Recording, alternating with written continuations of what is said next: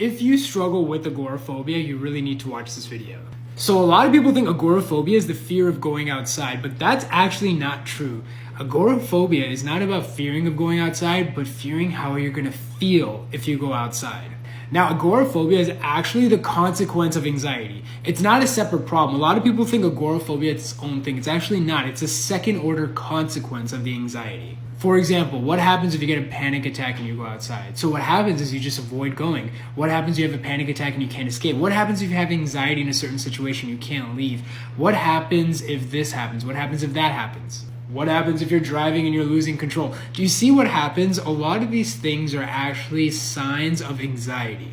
And what happens as a consequence is people start avoiding those situations. And what happens is that their avoidance becomes so extreme that they can't leave their house. Now look, there's varying degrees of this, okay? There's some people that will refuse to leave their house. They may work remote and they may not work at all. They get all their groceries delivered. Or there's some people that will avoid certain situations. They will just avoid concerts, or they'll avoid going to the movie theater, or in a crowded space where they feel like they can't escape. Sometimes people will not travel because what happens if something happens and they need to run away? And so what happens with these individuals is that even though they're at home and they're comfortable, their quality of life dramatically drops. They also lose a lot of confidence in themselves. They feel like they're fragile, and their what we call core confidence ends up disappearing. So what's happening here? People who are agoraphobic, what happens is that they respond to the anxiety the same way, which is avoidance. I don't want to feel it. I don't want to feel it. I don't want to feel it. And then what happens actually is that the anxiety starts generalizing. This is why you hear the term generalized anxiety disorder. Why is it generalized? Like, what is causing the anxiety? Well, it's nothing. It's nothing in particular. They're just feeling anxious in situations where they shouldn't. Now, really what's happened is they taught their nervous system that everything is a threat.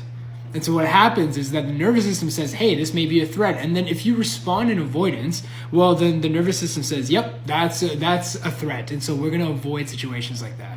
For example, let's say you had a panic attack while driving. Now you stop driving because every time you go in the car, you get like this panic sensation, even though you're not objectively thinking about it or rationally thinking about it. So the nervous system says, okay, Shaan can't drive. And so anytime we're in a situation where he's in a car, we're going to give him that panic sensation. But what you start seeing is that this also starts happening in elevators. Now this is happening in your own like bathtub when you're taking a shower. Any sort of closed space, you're starting to experience it. And so what happens is it generalizes. And to this point, a lot of people become agoraphobic. They can't leave their house. But the truth is you can totally overcome this. The truth is not through avoidance, but through exposure. But before you expose, you have to understand what's even happening. To learn more, follow this page.